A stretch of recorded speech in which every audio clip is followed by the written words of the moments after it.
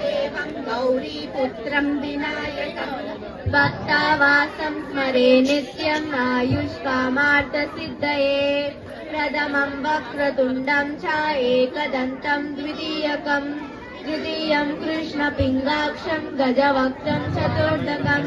लम्बोदरं पञ्चमं च षष्ठं विकटमेव च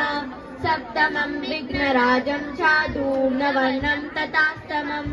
नवमं बालचन्द्रं च दशमं तु विनायकम् एकादशं गणपतिं द्वादशं तु गजाननं द्वादशैतानि नामानि त्रिसन्ध्यं यः पठे नरः